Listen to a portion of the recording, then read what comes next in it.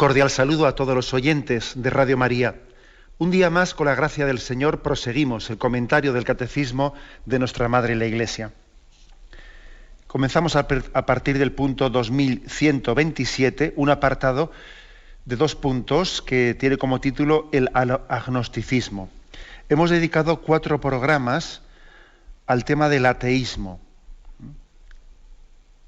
concluido el cual el Catecismo hace como una matización, está unido, sigue al tema del ateísmo, porque como vemos tiene una gran relación, pero no es exactamente lo mismo el ateísmo y el agnosticismo. Bueno, pues por lo tanto hoy nos centramos en este tema, el agnosticismo. Dice así el punto 2127. El agnosticismo reviste varias formas. En ciertos casos, el agnosticismo se resiste a negar a Dios. Al contrario, postula la existencia de un ser trascendente que no podría revelarse y del que nadie podría decir nada. En otros casos, el agnosticismo no se pronuncia sobre la existencia de Dios, manifestando que es imposible probarla e incluso afirmarla o negarla. Bueno, primeramente definiendo el término, ¿no? Definiendo el término, y lo distinguimos de ateísmo. Por ateísmo se entiende aquel que niega directamente la existencia de Dios. Ateo es el que no cree en la existencia de Dios y la niega. Así de claro. Agnóstico no es lo mismo exactamente. La palabra agnóstico, es una palabra griega, significa no, es una negación, y gnosis, conocimiento. Luego, agnosis es no conocimiento, no conozco a Dios.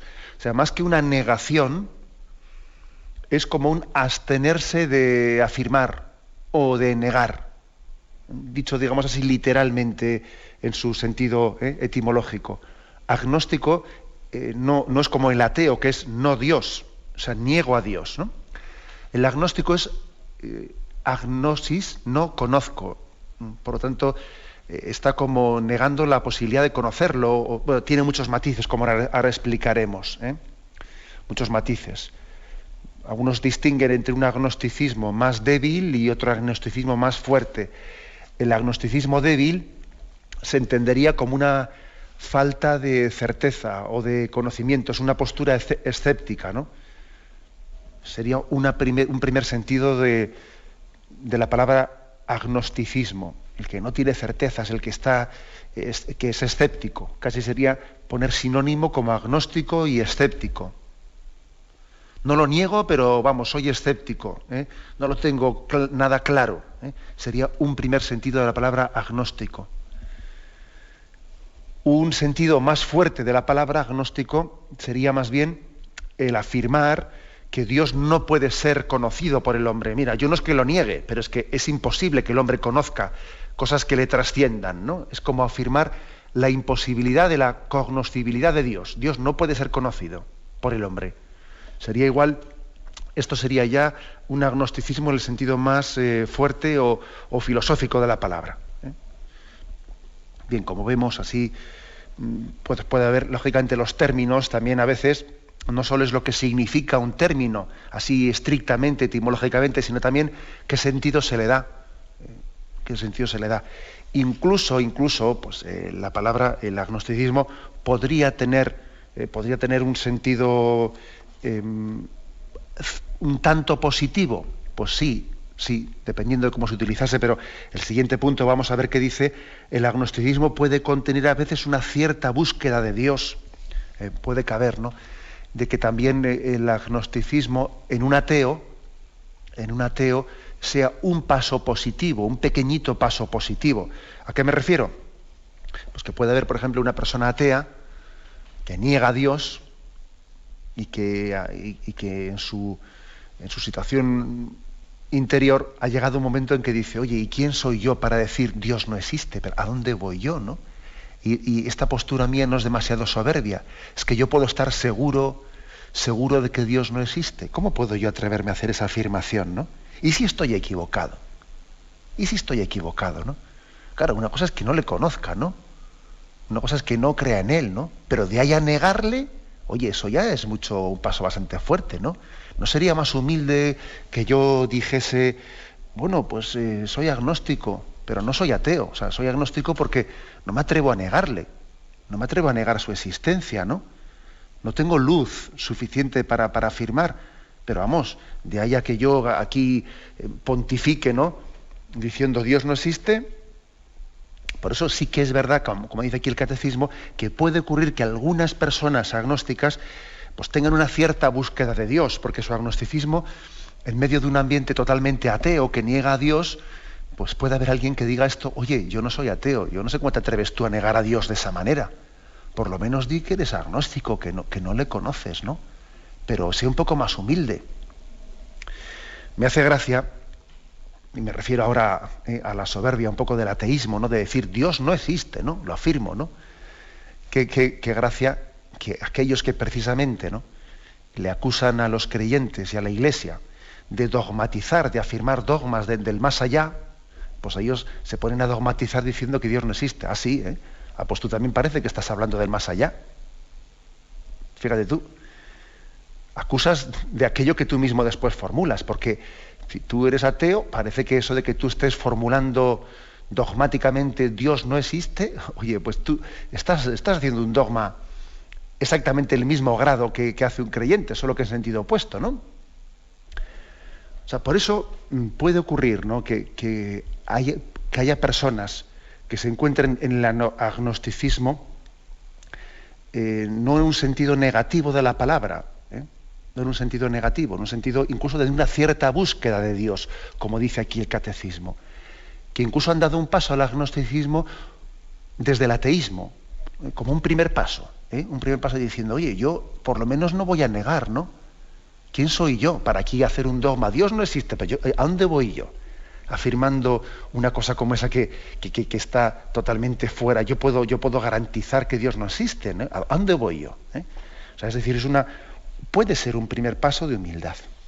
Pero bien, aunque puede ser eso así, es cierto que, y el catecismo además, fijaros qué matizado es, y yo creo que es una joya y una maravilla de delicadeza, ¿no?, este catecismo, que incluso hasta introduce esta precisión, ¿no?, de que el agnosticismo puede contener a veces una cierta búsqueda de Dios. Aunque es delicadísimo el catecismo, bien, evidentemente, por lo general, pues el agnosticismo no está en ese camino de búsqueda de Dios, sino más bien en el contrario, y a él nos vamos a centrar, en esto nos vamos a centrar ahora.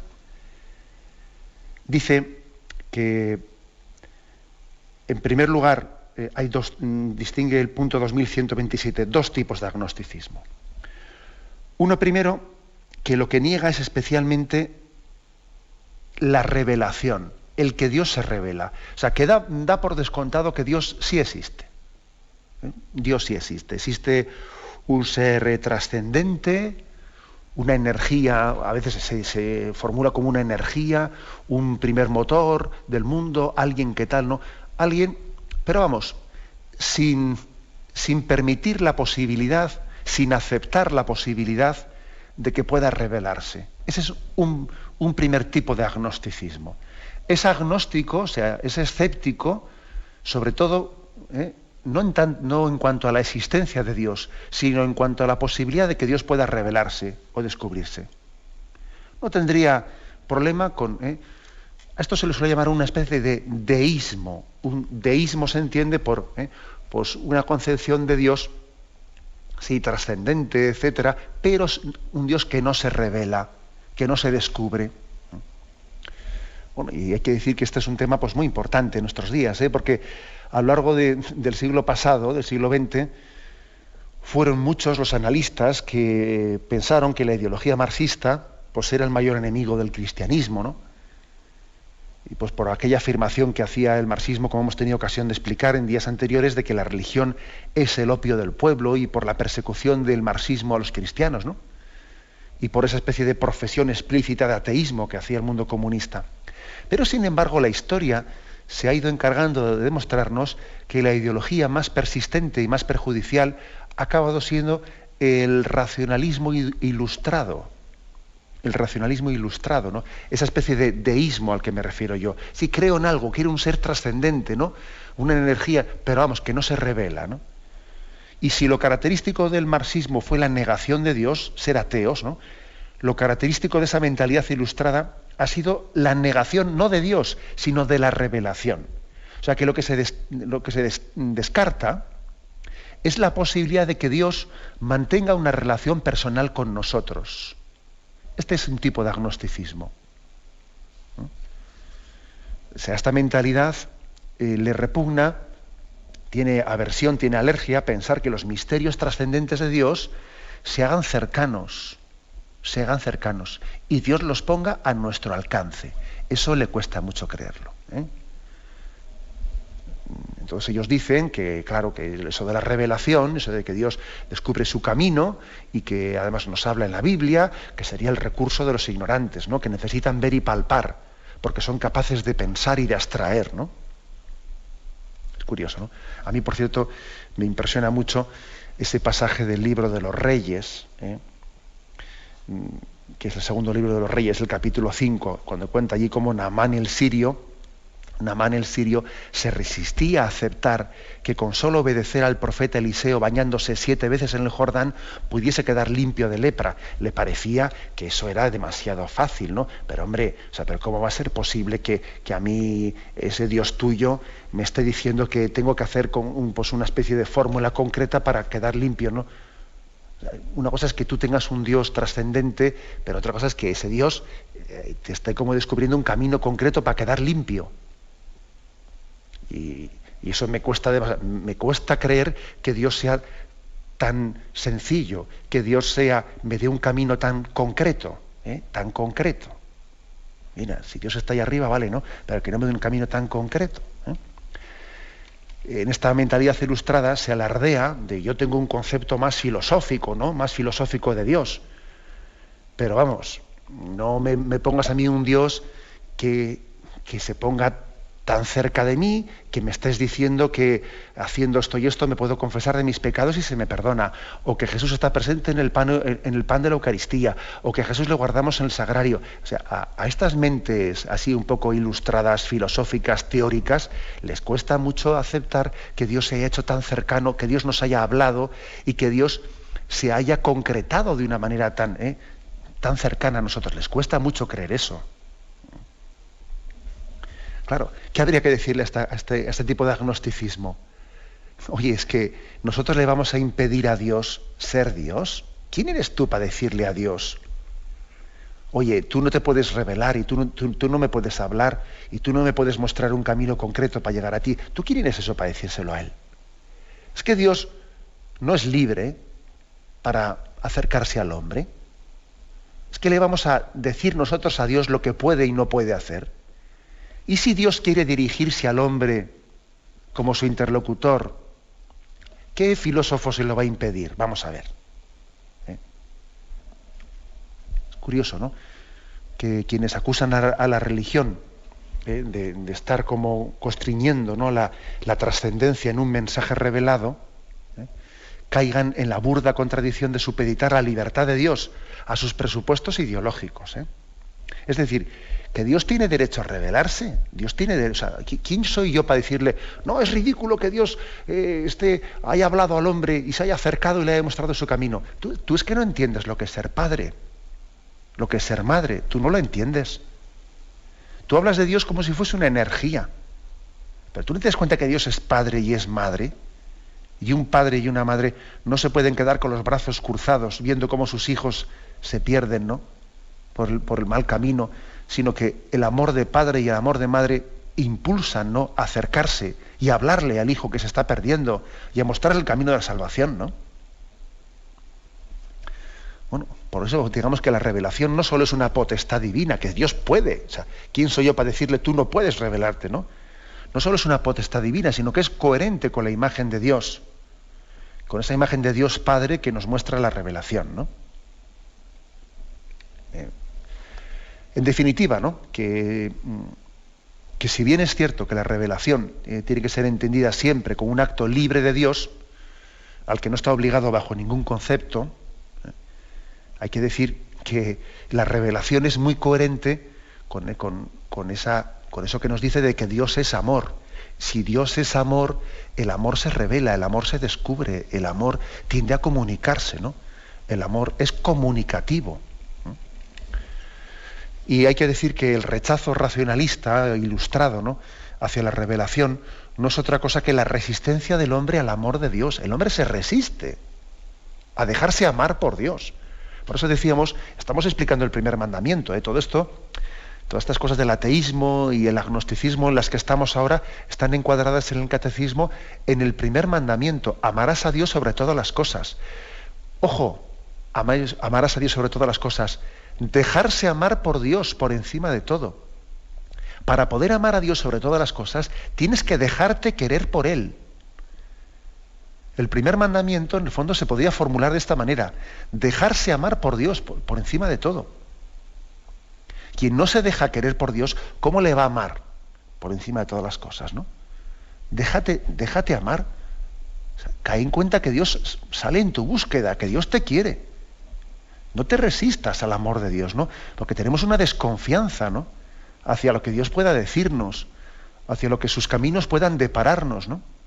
O sea, en este rechazo agnóstico que hay, ¿no?, de la revelación, en este rechazo se esconde la sospecha de que Dios viene a robar la autonomía del hombre y a impedirle su felicidad. ¿Pero a dónde vas? No le tengas miedo.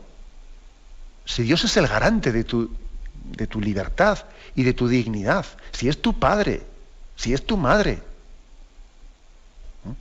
Por lo tanto, en esa especie de agnosticismo que no cree, ¿no?, que se resiste a aceptar que Dios se revele, hay una desconfianza hacia el amor de Dios. La revelación no es otra cosa que Dios mismo a la búsqueda del hombre. Como toda relación interpersonal, es necesario que alguien tome la iniciativa, y la iniciativa la ha tomado Él. Lo dice San Juan capítulo 15, versículo 16. No sois vosotros quienes me habéis elegido a mí, soy yo quien os he elegido a vosotros, ¿no? Por eso el primer paso lo ha dado Dios. Nosotros es que cuando hablamos de Dios nos pensamos que nosotros damos el primer paso, pero ¿a dónde vas? Si tú antes de que empezases a pensar en Dios, Él estaba pensando en ti. Claro, o sea, lo tuyo no es una iniciativa, es una respuesta a la iniciativa de Dios.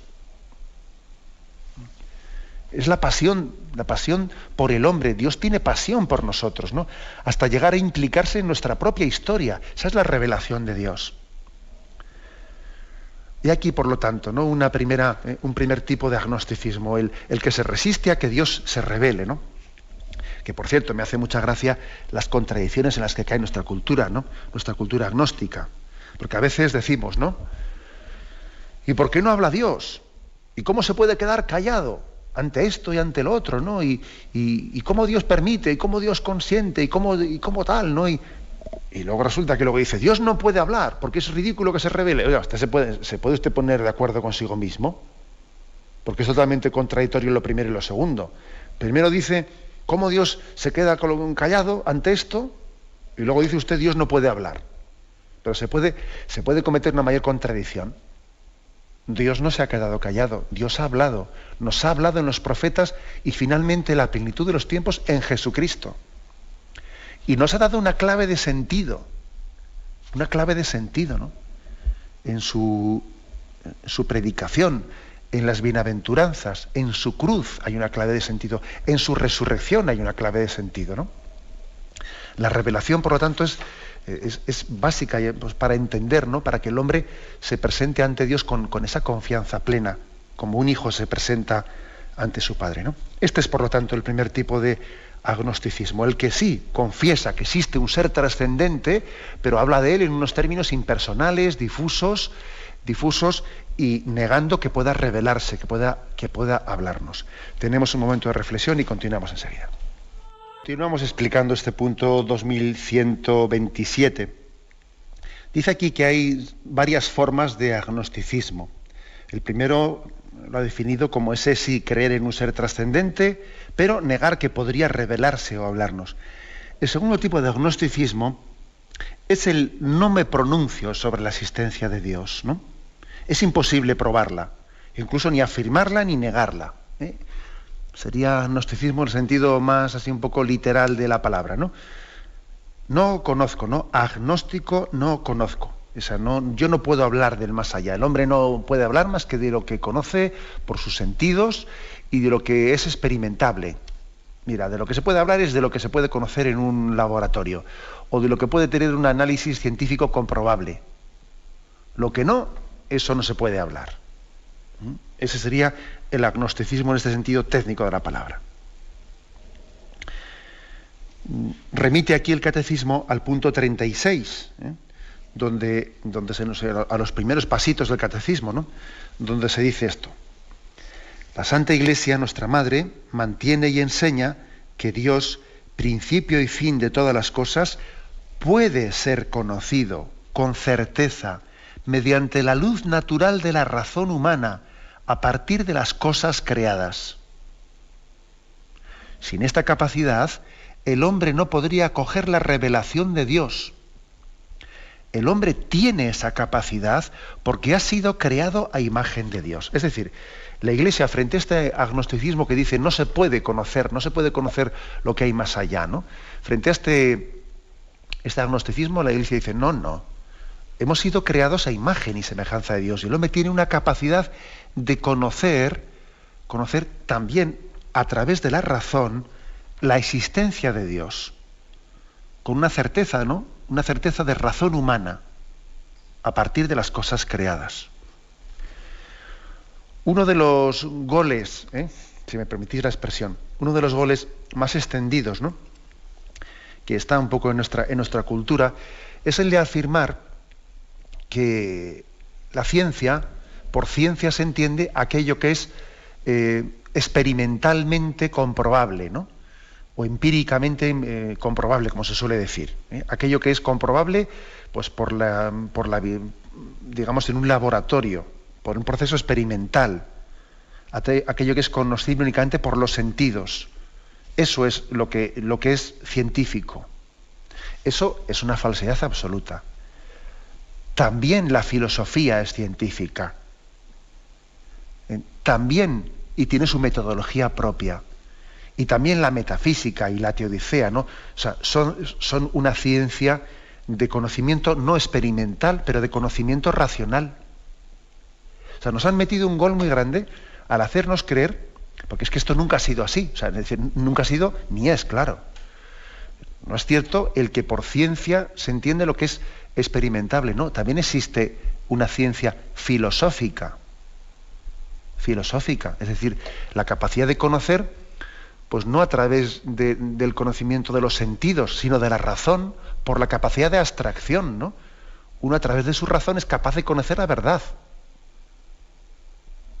O sea, no aceptemos, por lo tanto, eso de que no es científico, pues, por ejemplo, las pruebas de la existencia de Dios, tal y como Santo Tomás de Aquino las formuló, ¿no? El que alguien tenga la capacidad de decir, bueno, pues, hace una argumentación sobre si existe Dios en base a que existe un orden en el mundo. Hay un orden en el mundo. ¿Este orden ha podido surgir por casualidad? Y uno dice, no, sería irracional pensar que este orden tan perfecto, el orden de todo el cosmos, de toda la naturaleza, ¿no? Pueda ser casual. Tiene que haber habido un ordenador, alguien que ordene, ¿no? Tiene que haber habido una inteligencia ordenadora. Bueno, eso, por ejemplo, este argumento que estoy formulando, es un argumento hecho en base a la razón, al ejercicio de la razón. ¿Y eso no es científico? Claro que es científico. Es que la ciencia no únicamente parte del conocimiento sensible, experimentable de un laboratorio. También existe un ejercicio de la razón. El hombre no solo los sentidos, también aparte de los sentidos tiene una razón, capaz de conocer la verdad y extraer de los datos sensibles, extraer conclusiones y extraer conceptos. Luego, no aceptemos nunca esa visión de que, bueno, yo únicamente puedo creer en lo que puedo palpar y tocar o en lo que es experimentable, ¿no? A través de los sentidos. No, eso es falso. Eso es falso. Existe también otra forma de conocimiento, no menos científica, no menos real, ni mucho menos, ¿no?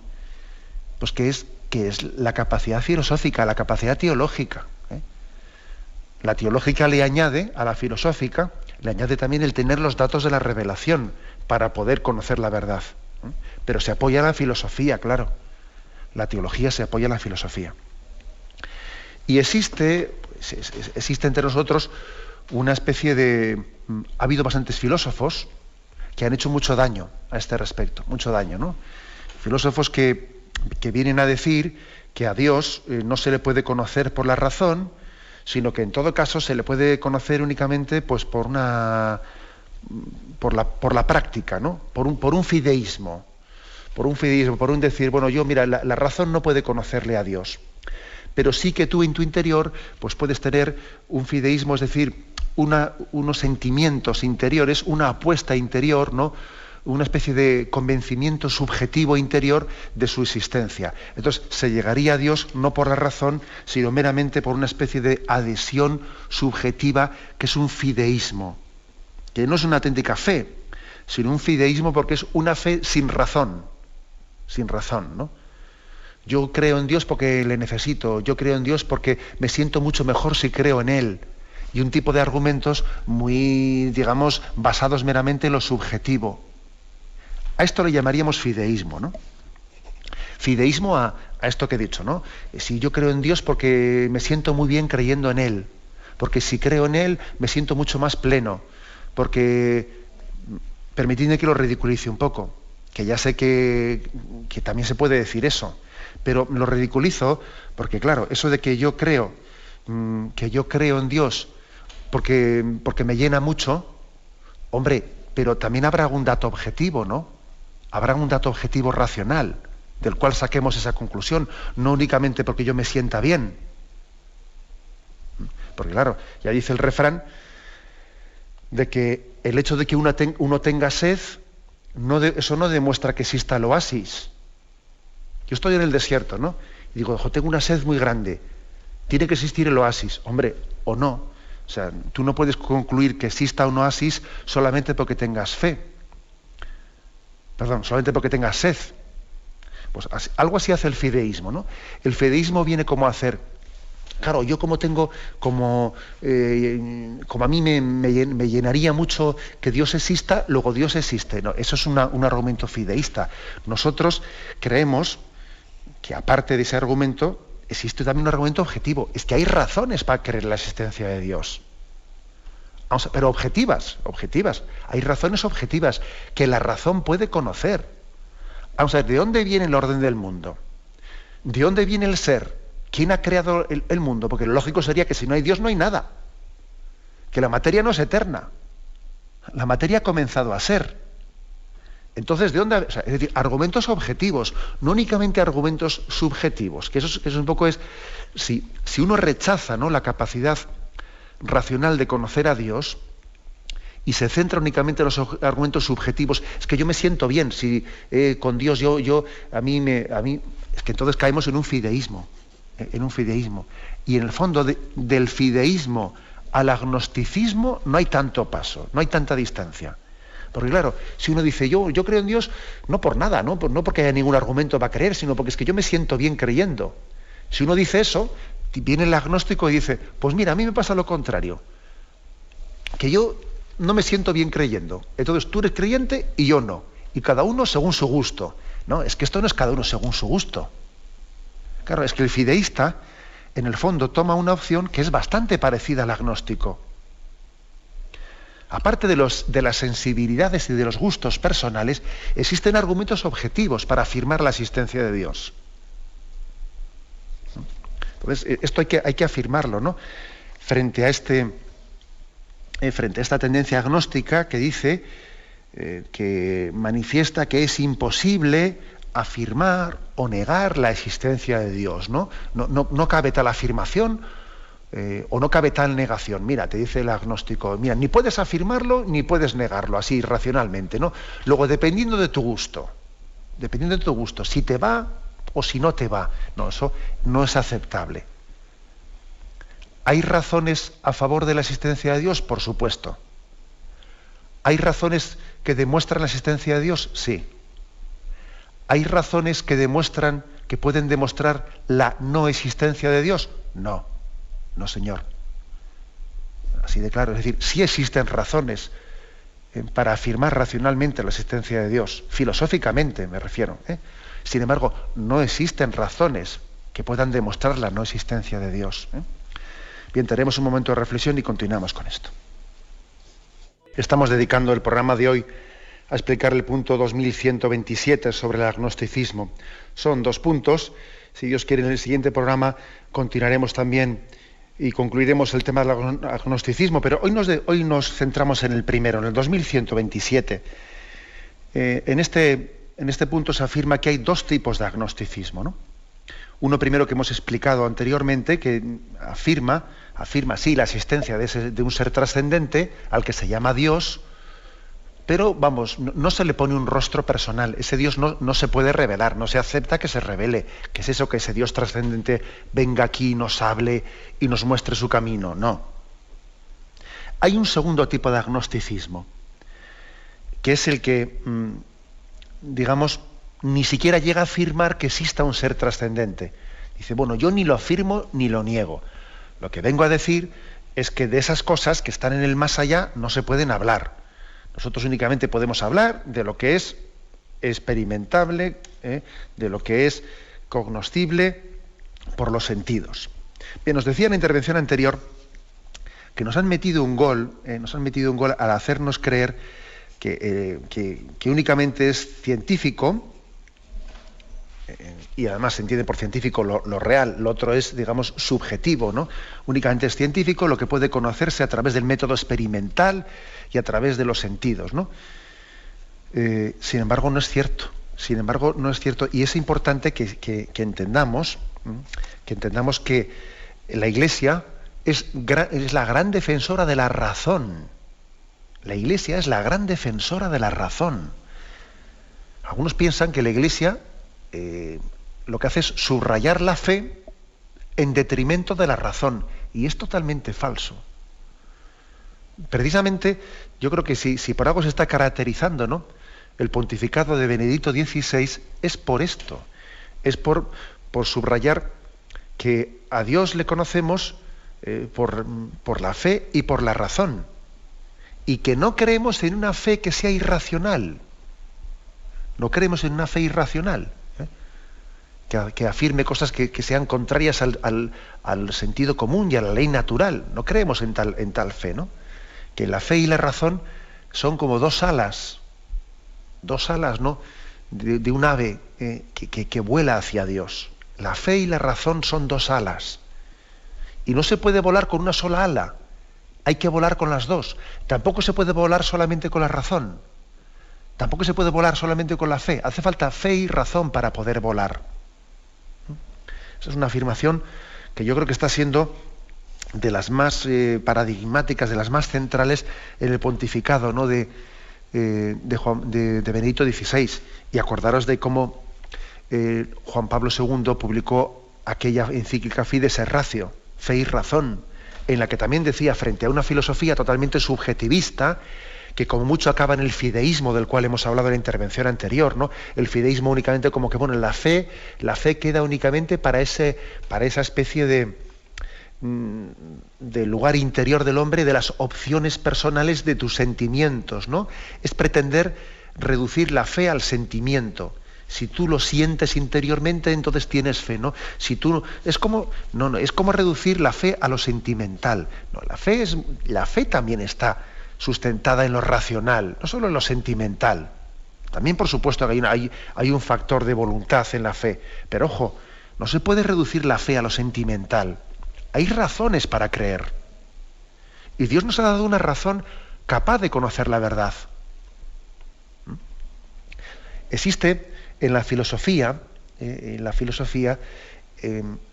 podríamos decir lo que es la reina, ¿no?, o la principal de todas las disciplinas filosóficas, que es la metafísica.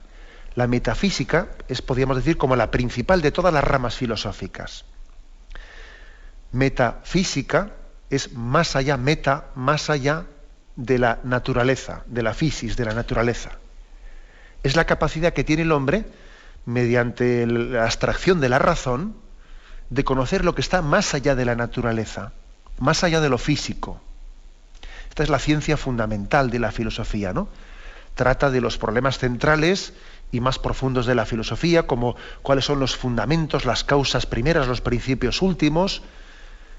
Bueno, lógicamente, pues como os podéis imaginar, es una ciencia fundamental. Uno de los dramas del sistema de enseñanza actual que tenemos, uno de los dramas es que se haya arrancado, ¿no?, de la formación de nuestros jóvenes, ¿no?, del bachillerato, ¿no?, que se haya arrancado la filosofía, o se haya reducido a otra cosa, ¿no?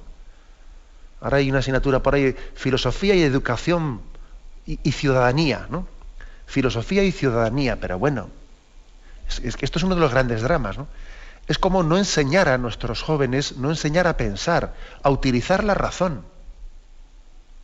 Es curioso, ¿eh? Es arrancarle al hombre no solo la fe, sino su capacidad racional, su capacidad de pensar y extraer conclusiones, y de ver este mundo y entender que desde el mundo concluimos que hay un creador. Es como no pensar, ¿eh? Por eso no únicamente se está arrancando la fe, ojo, es que también se está de alguna manera educando en no cuestionarse las causas últimas de las cosas, ¿no? Es no enseñar a pensar y a preguntarse las razones últimas. Por eso existe una ciencia que se llama la metafísica, que es como la ciencia fundamental, ¿no? La ciencia fundamental de la filosofía. Y también existe otra que se llama la teodicea, que es una especie de metafísica, pero que ya se pregunta explícitamente por el conocimiento de Dios. El conocimiento de Dios. Es decir, la capacidad que tiene el hombre de conocer a Dios, que es otra capacidad que Dios nos ha dado, ¿no? Trata de conciliar la existencia de Dios con la presencia del mal en el mundo, por ejemplo, ¿no? De cómo se explica la existencia del mal y por otra parte el principio de que Dios creó todo. Bueno, pues se va explicando esos conceptos. De estos temas, por desgracia, pues se arrancan, ¿no? Se excluyen de muchos currículos, ¿no? Pues en muchos lugares afectados por esta especie de laicismo y secularización en el que estamos. La Iglesia es la gran defensora de la razón. O sea, los círculos filosóficos que más defienden la capacidad del hombre de conocer la verdad y que no reducen todo a un subjetivismo, a una especie de sentimentalismo de que a mí me va o no me va, o a mí me viene bien, o sea, que a veces se puede reducir todo a un sentimentalismo fideísta. Los círculos filosóficos más defensores de la capacidad del hombre de conocer la verdad, conocerla en su razón, esos círculos son los que están los más próximos a la Iglesia católica. Curioso, ¿eh? Bien, lo dejamos aquí, ¿eh? Si Dios quiere continuaremos con el punto 2128, pero digamos que el programa de hoy hemos querido poner un poco la explicación mínima de qué es el agnosticismo, diferenciándolo del ateísmo. Diferenciamos ateísmo de agnosticismo, y también dentro del agnosticismo vemos distintos tipos de agnosticismo, ¿no? El que afirma no poder conocer, o el que dice, sí, podemos conocer un Dios trascendente, pero no admitimos que se revele y se nos dé a conocer. Damos paso ahora a la intervención de los oyentes. Podéis llamar para formular vuestras preguntas al teléfono 917-107-700. 917-107-700.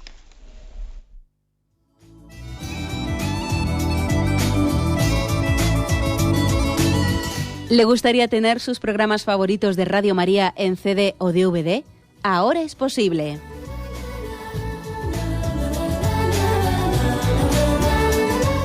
Le sugerimos que primero se informe en qué formato de audio lo puede escuchar en su equipo, DVD o CD, teniendo en cuenta que no todos los lectores de CD pueden reproducir el formato digital MP3 en el que enviamos nuestros programas.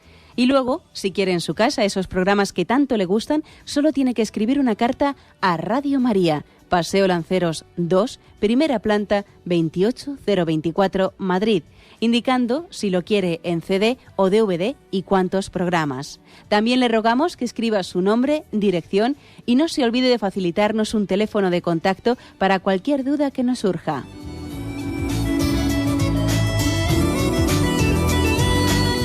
Radio María, más cerca de usted.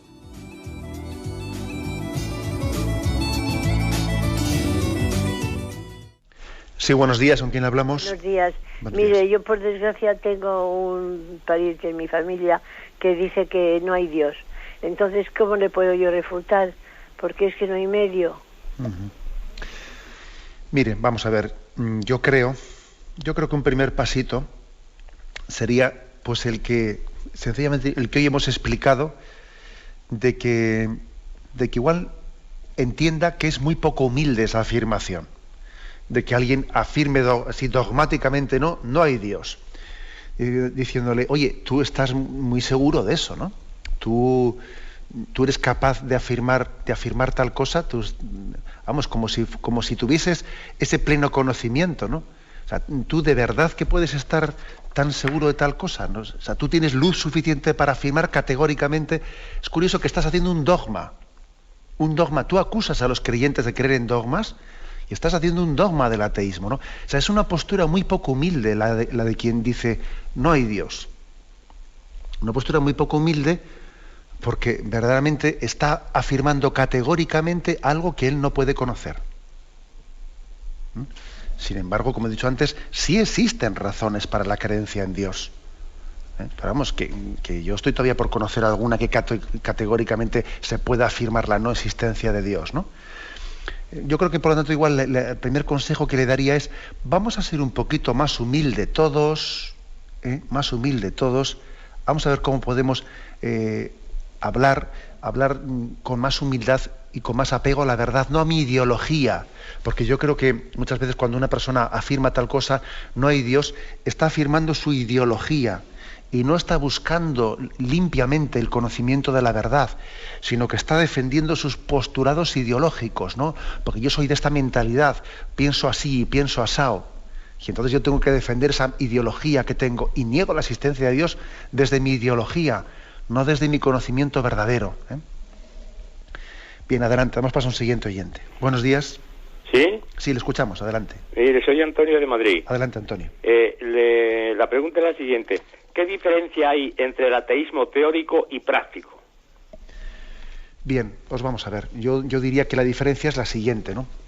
El ateísmo teórico es aquel que niega la existencia de Dios en base a supuestas razones de tipo filosófico, como por ejemplo hizo Carlos Marx, diciendo pues que la religión es una superestructura, es el opio del pueblo, es una invención que han hecho algunos para tener a las clases pobres dominadas y tal y cual y cual. Eso es un ateísmo teórico, o sea, es decir, se han inventado una teoría en base a qué, en base a por qué algunos han inventado la religión para controlar a otros y tal. El ateísmo práctico es aquel que no está basado en teorías de ese estilo, sino que sencillamente en la vida corriente uno es tan materialista, que acaba viviendo como si Dios no existiese, ¿no? Y entonces al final, digamos, la vida materialista le ha ido arrastrando a ser ateo, ¿eh? Todo es dinero, todo es poder, todo es placer, todo es no sé qué, y al final resulta que por la vía de los hechos consumados uno acaba siendo ateo, ¿eh? Esa sería la diferencia entre ateísmo teórico y ateísmo práctico. Adelante, vamos a pasar a un siguiente oyente. Buenos días. Buenos días, padre. Soy María Elena de Madrid. Adelante, María Elena. Vamos a ver, es que habló usted de tres puntales muy interesantes, ¿no? Que la fe, la razón y la revelación. Uh-huh. Entonces, en cuanto al agnosticismo del que usted hoy nos habló, pues yo pienso que los que son agnósticos, como bien usted dijo, son personas que no se esfuerzan en buscar a Dios. Entonces yo pienso que en cuanto nos esforcemos en buscar a Dios, de alguna manera se puede llegar a la fe, a la razón y luego, por último, a la revelación, que es lo que en realidad nos hace creer en Dios. Eso es lo que yo pienso, ¿no? Es decir, cuando tú has buscado a Dios por los medios que tú has tenido y que has podido y que has querido, llega un momento que esa revelación te llega sola. Entonces es la forma de que los agnósticos puedan no llegar a serlo, ¿no? Entonces yo pienso que ante todo tenemos que buscar a Dios, buscarlo en todas las cosas de nuestra vida, en todos los, hasta las mínimas, en fin, en las mínimas circunstancias, donde parece que no tiene nada de importancia, entre los pucheros, como decía Santa Teresa, ¿no? Y yo pienso que esa es la forma de llegar a Dios. Esa es la forma de librarnos de este agnosticismo que casi es más peligroso que el ateísmo, porque el ateísmo ya es la negación total, ¿no? Entonces, ¿piensa usted esto, que es así como se puede llegar a Dios? Sí, de acuerdo. La verdad es que yo creo que la oyente lo que plantea se adelanta un poco a lo que será expuesto en el próximo día, donde habla el catecismo de que el agnosticismo puede esconder detrás, dice, una pereza en la conciencia moral. Es decir, lo dice en el siguiente punto y allí lo explicaremos, que detrás del agnosticismo puede haber muchas veces una no búsqueda suficiente, el que uno está instalado en una pereza de conciencia moral, ¿no? Entonces no busca, ¿no? Con lo cual yo creo que sí tiene razón la oyente, pero bueno, como se va a explicar eso el siguiente día, pues no quiero ahora pues alargarme en esta explicación que haremos el siguiente día. Damos paso a un siguiente oyente. Buenos días, ¿con quién hablamos? Hola, buenos días. Mire, soy Teresa de Asturias. Adelante, Teresa. Tenía una duda, si usted sabe orientarme. ¿En qué punto se encuentran las relaciones entre la Iglesia y la Hermandad de San Pío X? Si las negociaciones sabe algo o no. De acuerdo. Gracias. Bueno, la oyente, digo un poco por los oyentes que no hayan entendido, la Hermandad de San Pío X es una hermandad en la que están integrados pues los seguidores de Monseñor Lefebvre, que sabéis que es un cisma que después del Concilio Vaticano II se produjo un cisma pues digamos de tipo integrista, de tipo tradicionalista integrista, ¿no? Que es un cisma que afirmaba que el Concilio Vaticano II pues se había desviado de la fe de la fe católica, de la tradición, y entonces bueno, pues una desviación, digamos, por integrismo, ¿no? Entonces pregunta al oyente, ¿en qué situación se encuentran la relación entre la Iglesia Católica y esta hermandad? Pues por desgracia hay que decir que el Papa Benedicto XVI había escrito una carta en las semanas previas al día de San Pedro y San Pablo, había escrito una carta a esta hermandad poniendo unos puntos, unas condiciones para la plena integración, y además unas condiciones muy generosas, unas condiciones en las que se les permitía a ellos mantener una estructura, tener incluso un obispo para ellos que pudiesen tener esa hermandad una especie de una cierta forma de prelatura, y les pedía a cambio pues un respeto hacia el magisterio de la Iglesia, etcétera, y el Papa les pidió una respuesta antes del día de San Pedro y San Pablo, y eran unas condiciones muy generosas las que el Papa les ofreció, y por desgracia hay que decir que han respondido negativamente, en una postura bastante soberbia. Han respondido negativamente, diciendo que la carta del Papa era muy difusa, que no sé qué, que no sé cuántos, y bueno, pues hay que decir que lamentamos mucho esta respuesta negativa, que creo que es poco humilde, que esa hermandad ha dado al Papa, y rechazando su integración plena en la comunión de la Iglesia Católica. Y hay que reconocer, y hay que recordar que están excomulgados explícitamente por la Iglesia. Están excomulgados por la Iglesia porque se atrevieron a ordenar obispos. Monseñor Lefebvre se atrevió a ordenar obispos sin el permiso del Papa. Y cuando un obispo ordena a otros obispos sin el permiso del Papa, cae en pena de excomunión. Luego hay que reconocer que hay que recordar que estamos hablando de un grupo católico que está bajo pena de excomunión. Adelante, damos paso a un siguiente oyente. Buenos días. Hola, buenos días, soy Maricruz. Adelante, Maricruz. Mire, quería preguntarle, monseñor, ¿qué diferencia hay entre el agnosticismo y el gnosticismo? Porque tengo un libro del maestro Eckhart que dice que es gnóstico y yo entendía que era agnóstico y no lo entiendo. Sí, está bien hecha esa precisión. Hoy estamos hablando del agnosticismo. Bueno, y tiene algo que ver el agnosticismo y el gnosticismo, o sea, sin la A primera. No, son dos cosas completamente distintas. Agnóstico es el que no conoce a Dios. Gnóstico, si le quitas la A, si le quitas la A, es el conocedor, ¿no? El que quiere conocer a Dios. O sea, es decir, lo que pasa, digamos, el gnosticismo es una filosofía que viene a decir que el hombre pues puede con su mente conocer los secretos ocultos de Dios.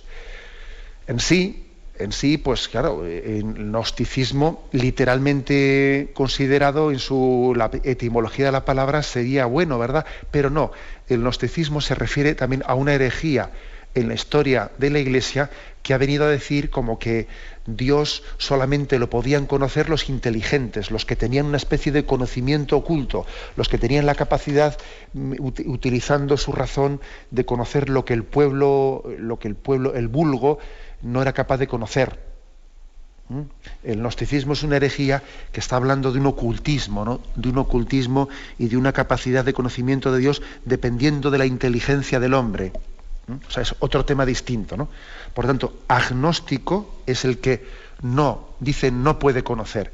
Y gnosticismo es casi una herejía de signo contrario, ¿no? Que piensa que puedo conocer porque soy un listillo. Porque soy un listillo y yo soy un privilegiado y puedo conocer los conocimientos ocultos. Bien, nos despedimos con la bendición de Dios Todopoderoso, Padre, Hijo y Espíritu Santo. Alabado sea Jesucristo.